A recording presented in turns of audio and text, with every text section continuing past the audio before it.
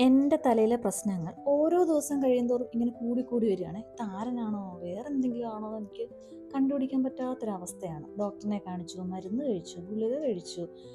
എന്നെയും കൊണ്ട് പറ്റുന്ന രീതിയിൽ എല്ലാ രീതിയിലും ഞാൻ നോക്കിയിട്ടും അതൊന്നും അങ്ങോട്ട് മാറുന്നില്ല. അവസാനം ഞാൻ കരുതി യൂട്യൂബേഴ്സിൻ്റെയും അല്ലാതെ ഇൻസ്റ്റാഗ്രാമിലൊക്കെ കുറേ വീഡിയോസ് തപ്പി തപ്പി തപ്പി പലവിധ ആൾക്കാർ എണ്ണകൾ ഉണ്ടാക്കുന്നുണ്ട്. അതിൽ നിന്നൊക്കെ ഇത് ചെയ്താൽ കൊള്ളാം എന്ന് തോന്നുന്ന കുറച്ച് സാധനങ്ങളും പിന്നെ എൻ്റെ കയ്യിൽ കിട്ടുന്ന കുറച്ച് സാധനങ്ങളും ഞാൻ പറിച്ച് അരിഞ്ഞ് ചതച്ച് എടുത്തിട്ട് എണ്ണ കാച്ചാൻ പോകണം. ഇതെങ്ങനെ ഉണ്ടായിരിക്കുമെന്ന് എനിക്കിപ്പോൾ ഒരു ഐഡിയ ഇല്ല. പക്ഷേ എൻ്റെ മനസ്സിനൊരു സമാധാനം, ഈ ഉള്ളിയും വേപ്പിലയൊക്കെ തലയിലോട്ട് ചെല്ലുമ്പോൾ ഇതൊക്കെ ഫംഗസിനെ കൺട്രോൾ ചെയ്യുമെന്നൊക്കെ ഞാൻ കേട്ടിട്ടുണ്ട്. അപ്പോൾ ഇതൊക്കെ നമുക്ക് നോക്കാം. ഒരു പെട്ടെന്നൊന്നും റിസൾട്ട് പറയാൻ പറ്റില്ല. ഒരു 3 മാസത്തിനുള്ളിൽ ഞാൻ എൻ്റെ റിസൾട്ട് ശരിക്കും പറയുന്നതായിരിക്കും. കുറച്ച് പണിയായിരുന്നു. കൈയൊക്കെ ഇപ്പോഴും ഒരുമാതിരി കറുത്തിരിക്കുകയാണ്.